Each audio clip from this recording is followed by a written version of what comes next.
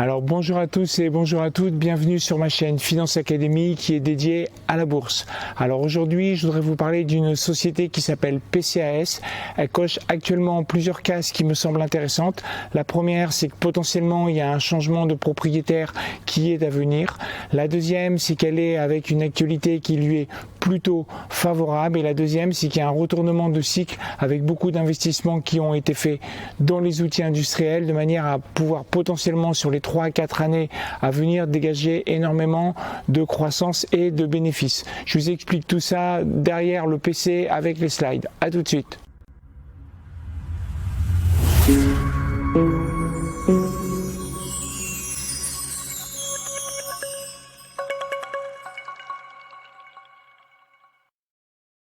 Alors dans un premier temps, je vais vous faire une présentation rapide de la société PCAS. On regardera ensemble les points particuliers en date du 2 juillet 2021, qui est la date à laquelle je tourne cette vidéo. On évoquera les perspectives futures et je répondrai à la question: faut-il vendre le titre PCAS, puisque depuis les 2 derniers exercices, il y a énormément de destruction de valeur. Alors avant toute chose, je précise que cette vidéo ne constitue pas un conseil à l'achat ou à la vente. Je vais juste exposer mon point de vue. Vous pouvez ne pas être d'accord, vous pouvez considérer que ce que je dis, c'est pas tout à fait exact. Je peux moi aussi effectivement me tromper, mais je souhaite uniquement ici vous partager mon point de vue sur cette société. Alors PCAS possède 2 activités. La première est la branche synthèse pharmaceutique, qui représente à peu près les 2 tiers de l'activité globale du groupe, qui consiste à fabriquer des molécules pour faire des médicaments. Et la deuxième activité est la branche chimie spécialisée, qui adresse l'industrie, les cosmétiques et l'électronique. Et le but, c'est aussi de fabriquer des molécules spécifiques pour ses clients. Alors les barrières à l'entrée sur ce genre de business sont à un niveau d'expertise qui est assez élevé, avec beaucoup de R&D, de gros capitaux pour monter des usines de production et une production qui est très encadrée par des normes drastiques. Donc si on regarde le chiffre d'affaires sur les 6 dernières années, je vous ai mis ici le chiffre d'affaires total qui est donc en marron et qui est la somme des 2 branches que sont la synthèse pharmaceutique en vert et la chimie spécialisée qui est donc en bleu, et en bas ici vous avez les années. Donc on constate qu'il y a 3 périodes. Il y a une période qui va plutôt bien, qui est de 2015 à 2017, où là il y a de la croissance, à la fois sur tous les secteurs. Après, on voit la période 2018-2019 où il y a une chute du chiffre d'affaires global qui est essentiellement due à des problèmes internes à la société, où il y avait des soucis dans les outils de production qui a nécessité des restructurations, notamment aussi un PSE. Et en 2020, vous avez la crise Covid qui affecte particulièrement le secteur chimie spécialisée, puisqu'elle est très exposée sur l'industrie, et qui affecte relativement peu l'aspect pharmaceutique, puisque une partie du chiffre d'affaires a été compensée par la montée de la fabrication du gel hydroalcoolique. Alors les usines, donc la société PCAS possède 7 usines en propre, 2 à l'étranger et 5 qui sont en France. Donc il y en a une ici, Villeneuve-la-Garenne, qui est donc sur le territoire français, dans lequel le groupe a investi dernièrement plus de 30 millions d'euros. Et vous voyez que ce sont des sites qui ne sont pas très esthétiques, qui nécessitent d'avoir beaucoup de surface, plusieurs hectares. Il y a des bâtiments à monter, des outils industriels avec des fourneaux, des cheminées, des tuyauteries, etc., qui font qu'effectivement ça nécessite beaucoup de capitaux. Et pour avoir une valeur des capitaux dans ces actifs corporels, si vous prenez le rapport financier annuel de PCAS de 2020, vous allez dans l'annexe 5 qui parle des immobilisations corporelles, vous avez ici les valeurs brutes de ces actifs corporels. Donc les valeurs brutes au 31 décembre 2020, vous voyez la valeur elle est de 370 millions. Et vous voyez que c'est essentiellement des terrains, de la construction, des installations techniques, des immobilisations en cours, etc. Donc tout ça, c'est des actifs tangibles. Voilà. Donc vous avez la valeur brute, et là vous les avez sur les différentes années. J'insiste sur le fait qu'il faut prendre les valeurs brutes, parce que si vous prenez uniquement au bilan la valeur nette, vous avez toute la partie dépréciation de l'actif, qui est un artifice comptable pour pouvoir payer moins d'impôts, qui va vous cacher cette valeur investie dans les actifs bruts. Et si on regarde les 6 dernières années, comment a été cette valorisation des actifs corporels dans les bilans financiers donc de PCS, vous avez cette partie que l'on peut voir. Donc on a nos 370 millions d'actifs corporels en 2020 et en 2015, il n'y avait que 261 millions. Donc on voit qu'il y a eu de gros investissements qui ont été faits dans les usines et depuis 2017, en fait, on a 80 millions qui ont été investis. Et si je prends un exemple, l'usine nouvelle d'août 2020, vous avez ici un article qui indiquait que Sequence avait injecté 30 millions d'euros à Villeneuve-la-Garenne, qui est donc le site que je vous ai montré tout à l'heure en diapositive, pour une unité ultramoderne de principe actif. Donc voilà des exemples qui montrent que les actifs de production coûtent plusieurs dizaines de millions d'euros pour être au top de la performance. Alors quels sont donc les résultats opérationnels et financiers? Donc sur cette partie-là, je vous ai remis le chiffre d'affaires que je vous ai montré tout à l'heure. Et sur cette partie-là, j'ai mis l'EBITDA et le résultat net par deux groupes. Et là, on voit qu'effectivement, il y a la première phase où tout allait plutôt bien puisque toutes les branches étaient en croissance. On est monté jusqu'à pas loin de 30 meurs d'EBITDA. Puis à partir de 2018-2019, avec les problèmes de restructuration, l'EBITDA s'est écroulé. Et puis donc à partir de 2019 et 2020, on a enregistré beaucoup de pertes de façon exceptionnelle. Mais ce sont quand même des pertes comptables qui sont constatées. Alors ici, j'ouvre une parenthèse puisque l'EBITDA, je l'ai retraité du crédit impôt recherche qui était de 3 à 4 millions d'euros tous les ans. Donc ça, c'est bien dans les comptes, c'est spécifié. Pour autant, l'EBITDA facialement édité prenait en compte les 3 mœurs de crédit impôt recherche.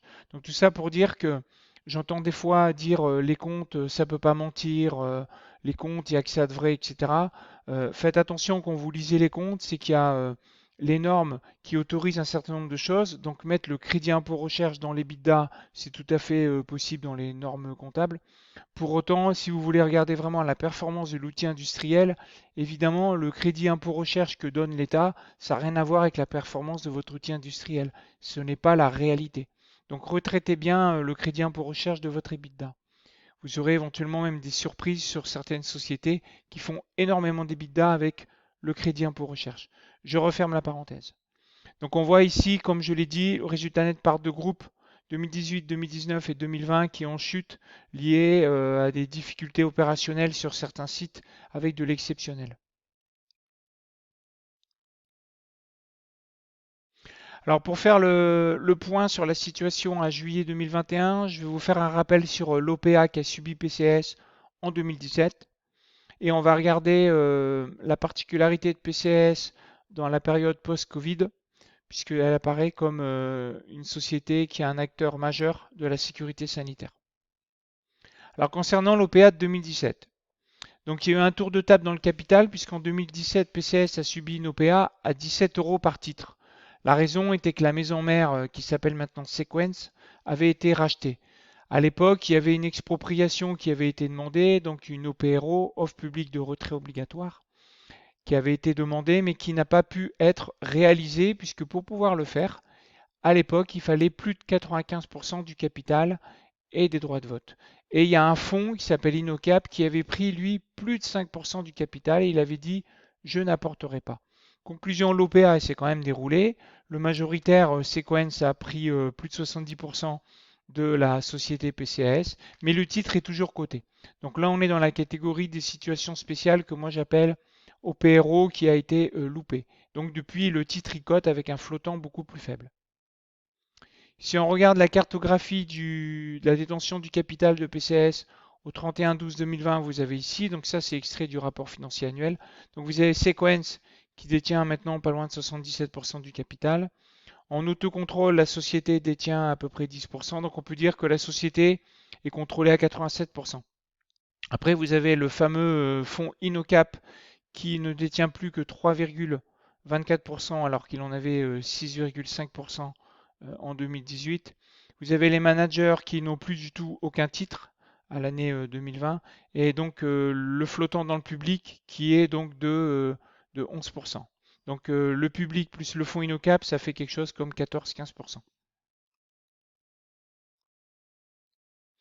Et si on regarde la particularité des variations de cours depuis cette OPA, vous avez donc les trois dates que j'ai mises ici. Là, vous avez le cours depuis 2011. Ici, il y a 10 euros, ici, il y a 20 euros. Donc l'OPA s'est faite ici en 2017 avec l'OPRO qui a été impossible puisque InnoCap a bloqué. Après, il y a eu peut-être ici une montée de cours plus élevée à cause de spéculation, peut-être qu'il va y avoir une deuxième offre, etc. En conclusion, la deuxième offre est toujours pas en cours. Là, vous avez les résultats qui ont été fortement dégradés avec le cours, avec le faible flottant qui a bien baissé. Et ici, vous avez en deux le crack Covid où le cours de PCAS s'est retrouvé sous 10 euros pendant à peu près un an. Et puis en 3, vous avez ici le gros rebond puisqu'il y a une annonce publique qui a été faite, puisque Sequence a été annoncé comme quoi elle est en vente, puisque le fonds qui la détient actuellement, qui s'appelle Euraseo, souhaite céder sa participation.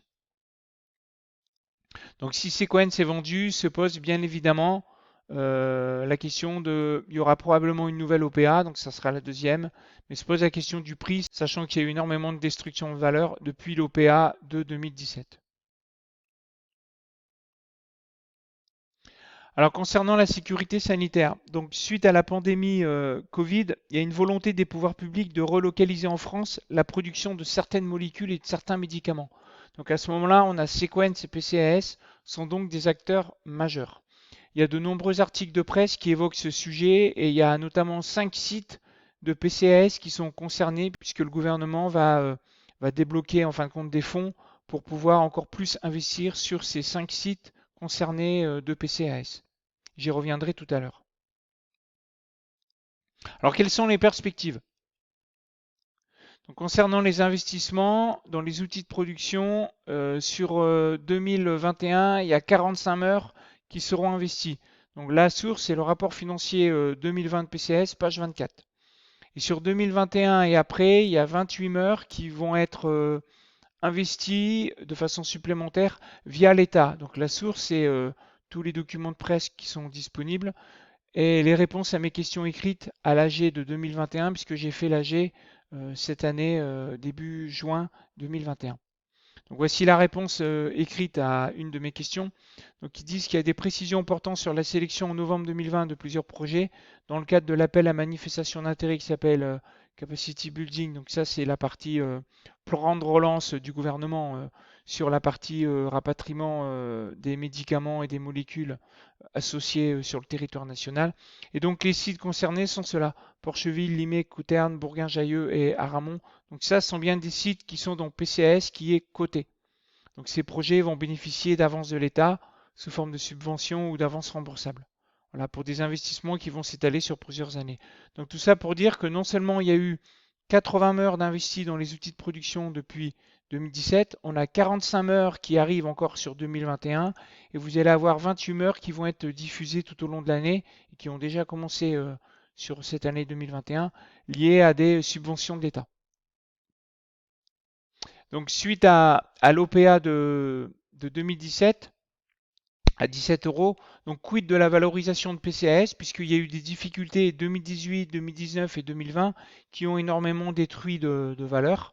Donc Sequence a alors écrit cela dans ses propres comptes du 31-12-2019. Donc là, je vous mets les comptes de Sequence maison mère.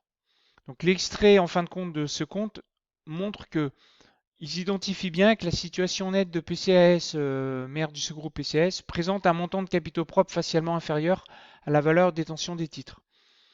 Et ils estiment que, au vu des perspectives, etc., ils disent que les perspectives actuelles et futures sont encourageantes sur l'activité, donc la direction n'a pas jugé nécessaire de procéder à une dépréciation des titres de sa filiale. À titre indicatif, je vous ai mis ici la valeur des fonds propres par deux groupes de PCAS à 2017 qui était à peu près de 100 mœurs. Et au moment où Sequence a publié en fin de compte cette vision de la filiale, les fonds propres avaient déjà fondu de 20%. Donc on a donc ici la vision de la maison mère qui est, on a des perspectives qui sont encourageantes, même si les fonds propres facialement sont inférieurs à la valeur d'acquisition qu'a faite la société Sequence. Alors donc en synthèse, en point négatif sur cette entreprise, on a les résultats nets par de groupe 2019 et 2020 qui sont fortement négatifs. On a quand même eu 29 millions de pertes cumulées, ce qui n'est pas rien.